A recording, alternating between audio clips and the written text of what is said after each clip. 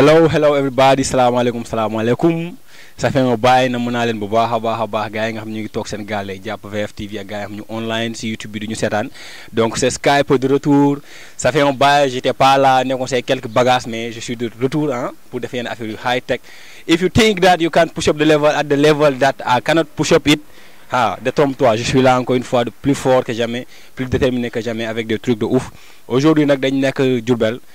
Histoire bi xam nga gis gars yi nga xam ne peut-être ay acteurs lañ ay artistes lañ dafay affaire depuis lors joobuñu parce que lan situation bi ni mu fa demee la donc nous sommes là dem waxtaan ak ñoom xool yan affaire la ñuy dund naka la ñuy dund situation bi et pourquoi donc parce que liggéey bi nga xam ne yaa ngi koy liggéey nga dem ba mënoo ko job parce que yaa ba demee situation bu am ñu ñëw pour waxtaan ak ñoom xool ñoom vraiment naka lañ koy dundee et tout donc les artistes sont là donc dañuy déplacé wu gis keneen def benn tour bu ndaw. Waxtaan ak ñoom donc et on aura Nonem, on aura Sadikh Khouna, on aura Caporal et aussi l'autre invité de taille, Mr. Rakh number 1 qui est le président du réseau départemental des cultures urbaines mais aussi le grand DJ de la RTS 1. Hey Skype Show Talent tey du yomb nigga check it out. Yes donc avant ñuy introduire artistes yi ñun dañuy def benn constat bu ndaw bi nga xam ne vraiment donc ñun aussi en tant que ñi nga xam nañ li ne ci game bi. Xam nañ li nga xam ne loolu culture bi du souffrir période bii nii ñu wax ci un peu balaa ñu jël les artistes et donc nous concernant donc gis nañ ne vraiment instant bi c'est dur parce que li nga xam ne moom nga am li nga xam ne nee nañ ça fait partie li nga xam ne mooy développer benn réew donc loolu ñu jël ko bloqué ko pour des raisons yoo xam ne parfois tu ne comprends pas donc et ñun vraiment ça ne fait pas plaisir parce que tey su fekkee yow manifestation yi nga xam moom mooy am si dëkk bi ci la gars yi di suturloo di yor seen njaboot ñu bëri ci la ñu yor seen njaboot parce que bu ñu jàpp ne artistes lañ nii non les artistes c'est des chefs de famille les artistes c'est des responsables yi nga xam ne ils n'ont que ça pour survivre donc su fekkee da nga leen bloqué pendant des mois ñu wax nga bëgg a ñëwaat bloqué waat leen donc day métti quoi génne day jot wax day jot et tey loolu moo tax ñu ñëw fii juste pour wax gars yi carrément c'est dur de no xam suñu côté métti na et loolu noonu si kanam tuuti di nga ko xam parce que artistes nañ fi jaar wax ne carrément affaire yi métti na si ñoom peut-être un Skype mën na ñëw parce que Skype émission lay def grawut mais ki nga xam ne tey bu fekkee concert doom xaalis bu mu yóbbu gaaleem su fekkee ne carrément deful son public bi ko doon béggee dootuñu ko suivre xam nga peut-être YouTube bi ko doon fay yeneen affaire yëpp dootu ko am donc ça c'est un peu dur donc tey on va beaucoup parler de ça tey loolu kese la ñu wax on ne va pas parler de son ou de quoi non on va juste parler de la situation que vivent les artistes actuellement kon si kanam tuuti ma am Mr. Sadikh Khouna ma nëga Moussa coupal foofu here we go yes donc comme je l'ai dit tout de suite je suis là avec Sadikh Khouna donc Sadikh Khouna gars yi ñu ngi lay seetaan booy wàccal masque bi amul takk masque de instant nous sommes rassemblés wuñu fii rassemblement fii c'est man ak moom la ak caméraman et 3 personnes c'est pas rassemblement non Sadikh yaa ngi si biir VFtv yaa ngi si biir émission show talent gars yi ñu ngi lay seetaan check it out maa lay siyaar Skype di siyaar gars yi ñuy seetaan yëpp sur la VFtv di la béggee lu bari di béggee suñ caméraman bi Moussa di béggee waa Diourbel yëpp shop boy Sadikh the Kéemtaan from CC Collabo Kuro gang Collabo Kuro Sadikh donc ça fait un bail gars yi gisuñ la ñu profité un peu wax si raar bi nga xam ne Sadikh raar na ko avec son crew shout out to LK lekku mbedd donc raar nga un peu quoi waroon na ñëw mais dafa ruux quoi LK day ndékki quoi njaayeen la waaw bon raar nañ parce que gëj nañ ñu dégg ñu def son bon loolu moom ça n'a rien à voir ak situation peut-être suñ propre décision la quoi on a vu que da ngay def son xam nga après buzz médiatique bi nga ko ci soxla doo ko ci am tu perds ton temps ci benn affaire après da nga ciy bëgg dëggantaan doo ko ci am en ce moment dañu reculer pour mieux sauter ñooy toog gisuñu ñu mais ñoo ngi job ci suuf quoi peut-être am na lu ñu doon waaj tamit Covid bi ñëw xaw ko yàq ñu xaw a dalaat tuuti ji gën a xoolaat affaire waaw yàq na suñ concert bu ñu waroon défense suñ concert suñ 3e édition Collabo Show xam nga Covid bi moo ko yàq ci mois de mars bi la waroon am entre temps situation corona bi ñëw ñu interdire rassemblement yi et là aussi ñu profité ne dañuy toog ñun tamit xam nga ñu gën a lël ñu def suñu lël entre nous gën a job gën a waajal yeneen affaires yi bon mais rare bi moom du dara ñoo ngi job sa waaye mi ngi temps maa ngi Diourbel mais n'empêche ñoo ngi job mu ngi ci beneen job aussi maa ngi ci beneen job souvent tamit temps bi day xaw a joué ci affaire yi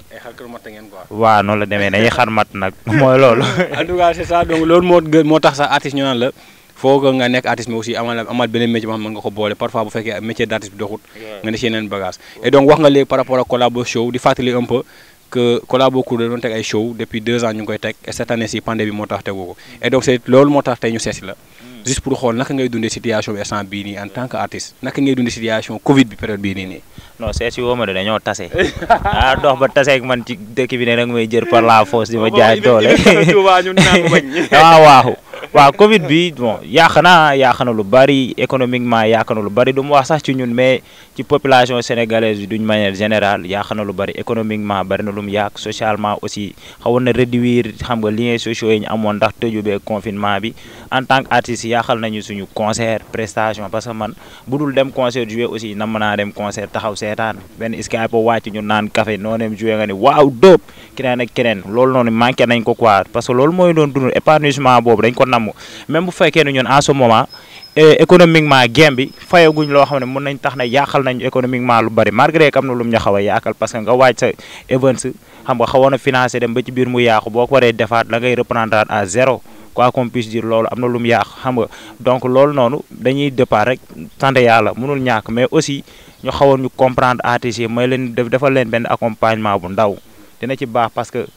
Covid bi muy njëkk a ñëw boo xoolee Skype mois de mars la tombel mois de mars dañ doon waaj a dugg ci feetu Pâques événement yi day bari Diourbel xam nga Sénégal niveau national événement yi day bari feetu Pâques ak quinzaine de la jeunesse ñooy ànd feetu concert dañ doon bari ci lañ doon waaj suñu cons fii Diourbel doon na bari cons niveau national bari woon na ay date yëpp dafa mujj naas gars yi toog li ñu waroon a def ñu mujjoon ko concentré wu ci sensibilisation yi ñun may nañ fi ay gel xam nga dem nañ au niveau de la préfecture yóbbu fa ay savon yóbbu fa ay kii comment dire ay madaara yooyu am na yeneen artistes may nañ fi ay masque def nañ leneen ñu bàyyi suñu affaire artiste boobu noonu ñu doon kii ñëw comme porteur de voix utiliser ko comme canal de communication ñu sensibiliser population bi période boobu noonu dañuy jël yëpp tegee ko nele léegi bi ñu ñëwaatee bi mu dem ba affaire yi dal affaire yi commencé woon nañ di ñëwaat nànk événement yi doon commencé waat am mais entre temps Noël bi mu ñëwee Noël yi nga xam ne ci la gars yi doon waajaat pour xaw a rattraper li ñu xawoon perdre on s'est vu que ci la deuxième vague bi di ñëw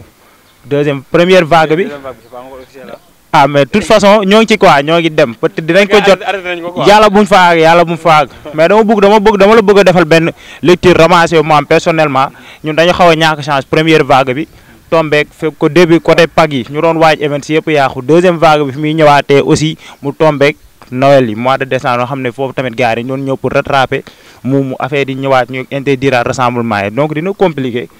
compliqué peut-être man benn jeune boo xam ne je fais du rap am naa ci passion maa ngi koy boole leneen économiquement du ma affecté bu baax fi may affecté mooy man xam nga épanouissement ma doon am dama koy namm mais am na koo xamante ne bii par exemple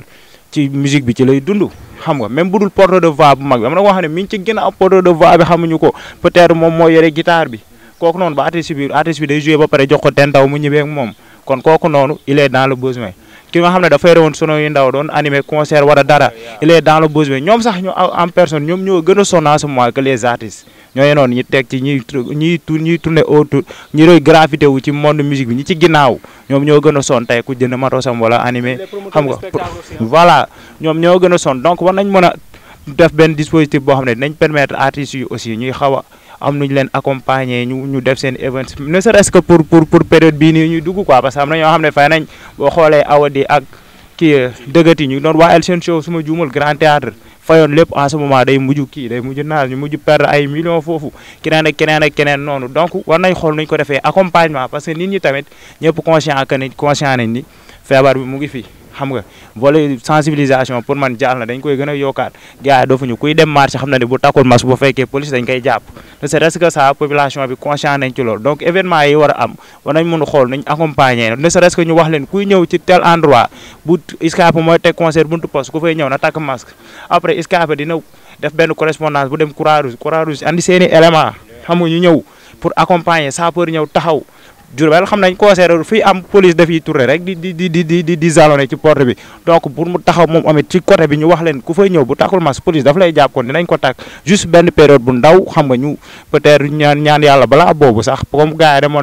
demoon nañ au niveau du ministère pour expliquer situation bi ñu wax ñu may leen temps peut-être balaa boobu xëy na affaire dina wàccaat te ñun tamit loolu la ñuy ñaan mais fi ne nii moom gars yi sonn nañ metti na population bi ci boppam nam na dem concert taxaw seetaan xam nga divertir donc nous sommes dans le besoin gars yi ils ont besoin xam nga nekkaat ci beneen monde dund liñ dundoon tuuti parce que yàgg na metti na mais corona bi tamit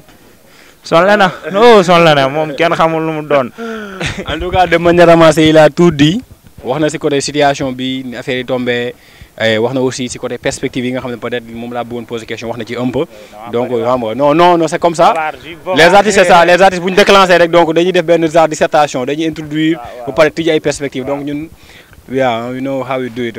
comprendre ngeen ah donc c'est-à-dire fi nga waxee noonu aussi man dama ci sauter un peu parce que conseil mën nañ ko def quoi mais avec la manière quoi mën nañ ko def mais effectivement avec la manière donc côté bi nga waxee li gars yi artistes fait tout ça donc on aura peut-être quelqu'un qui va parler de tout ça xëy na peut-être il est en cours de route nañ mbëkkante moom si bopp ko donc koo xaw a waaxu mooy loolu c'est-à-dire on continue de plus belle dajewaat ay yeneen booy si temps bi parce que am nay booy yu nekk si koona bi ay général ay ku amul turki donc on continue avec ki amul tour ki amul tour non nem ñu continuer avec l'autre donc Rakhou Number One comme ni ma ko présenté woon léegi si début bi donc qui est un animateur ici mais aussi qui est le président du réseau départemental des cultures urbaines sëñ Rakhou ñu ngi lay siyaar sëñ Rakhou quoi. sëñ Skype maa ngi lay siyaar bu baax a baax. 17 ans. waaw l'homme de 17 ans donc waaw c'est la génération 17.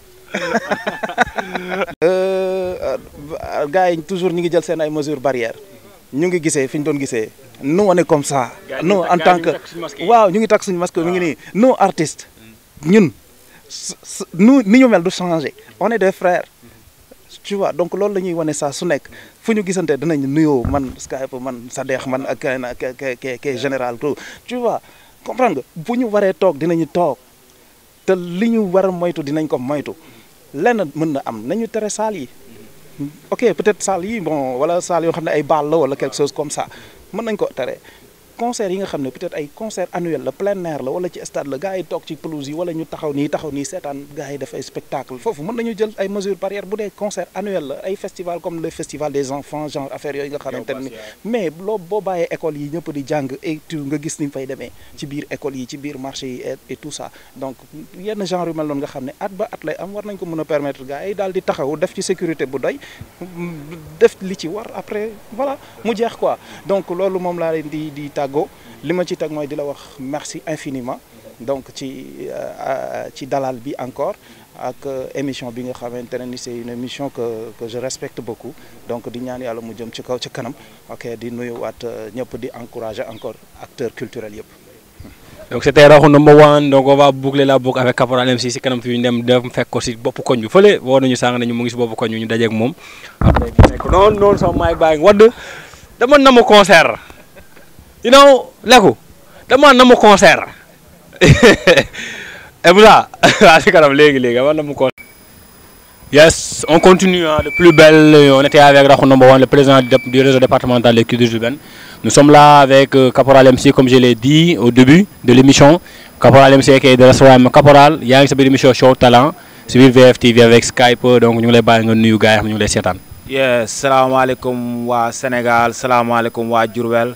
This is your homeboy Caporal MC. maa ngi nuyu képp kuy seetaan VFTV.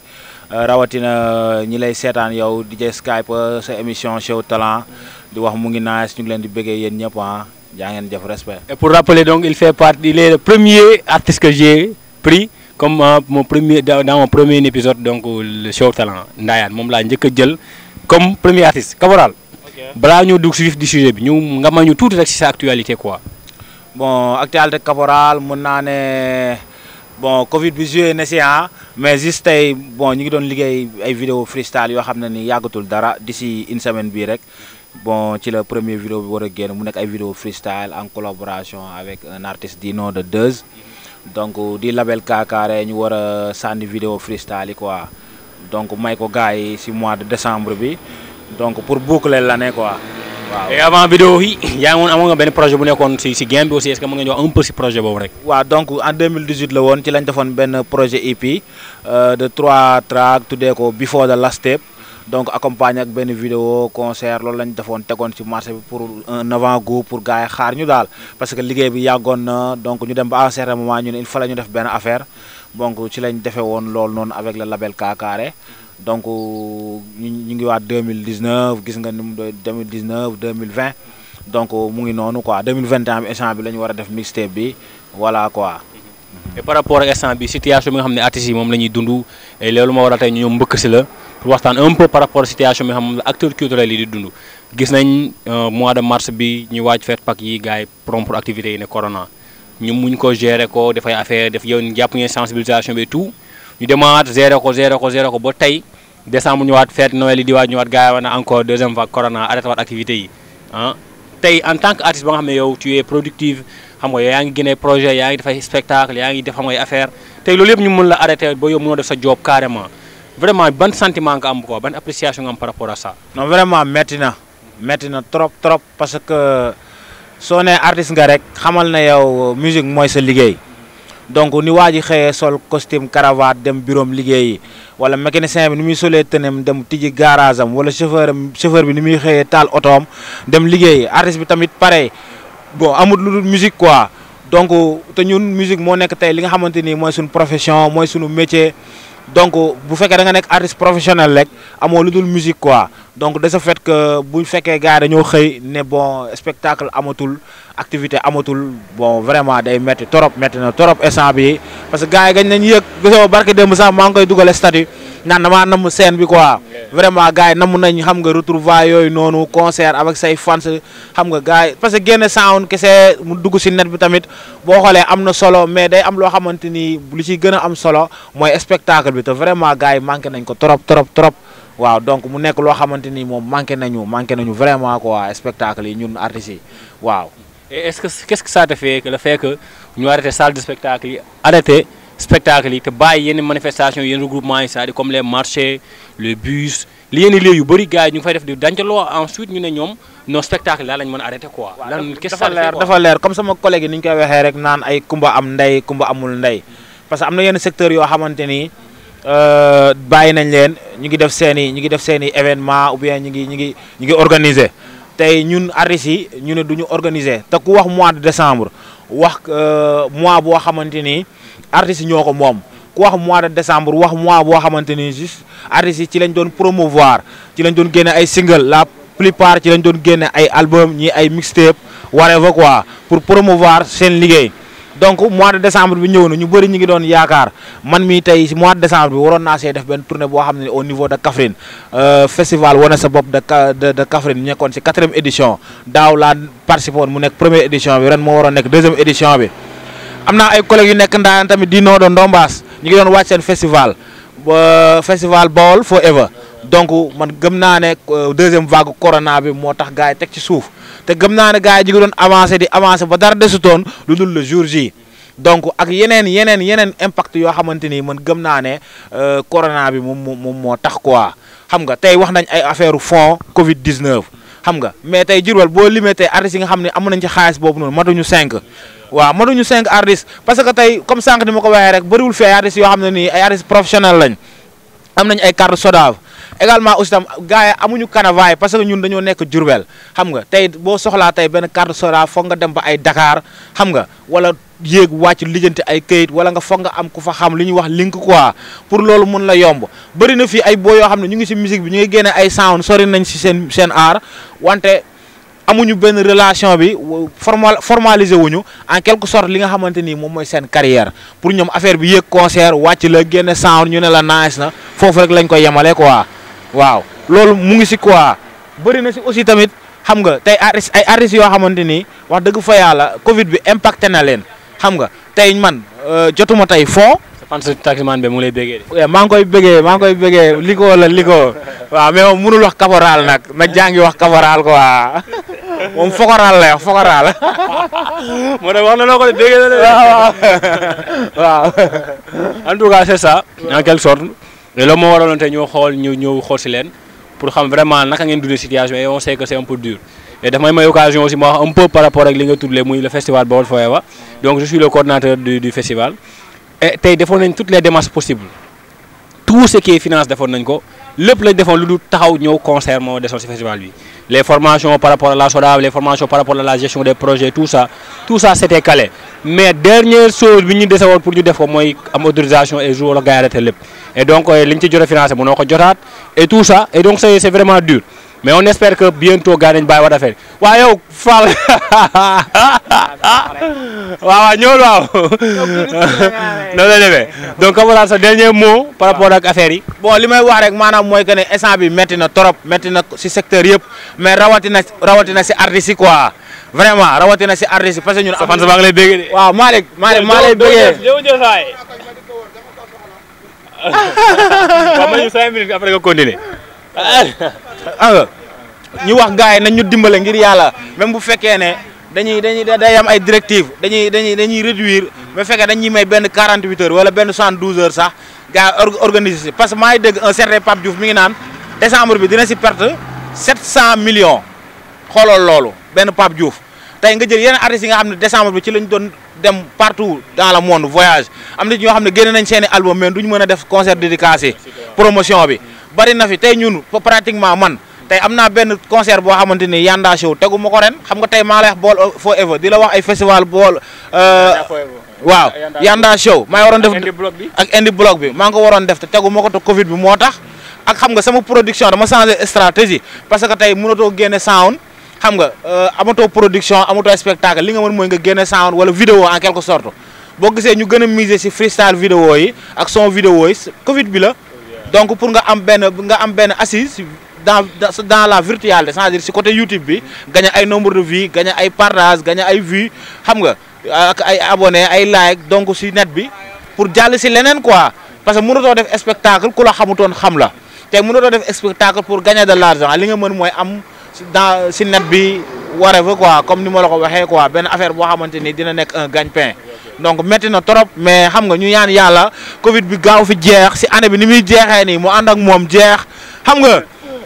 voilà ñu continuer suñu vie quoi jàll si leneen xam nga artistes yi mën a recommencer seeni activité quoi waaw te yàlla na ko yàlla def 2021 bi yàlla na ñëw nekk année boo xamante ni day nekk xam nga une année de déclic quoi xam nga waaw yàlla na yàlla def loolu quoi. yes Camara ba la nga dem shout out sa fans bi di la woo fee ne mooy loolu donc c'était Show Talent Skype di béggee suñu cadre suñu technicien bi ne si ginnaaw Moussa Pro bang bang to you man donc c'était Skype. gàddu sama maay wax lu ma neex def lu ma neex Show Talent l'émission le number 1 donc ici au niveau de Diourbel qui fait la promotion de la culture urbaine. si live Instagram bi live Instagram gars yi ñu online donc mooy loolu.